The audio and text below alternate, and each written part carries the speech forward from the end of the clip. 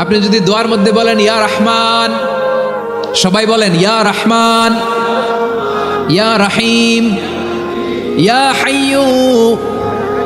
ইয়া কাইয়্যুম,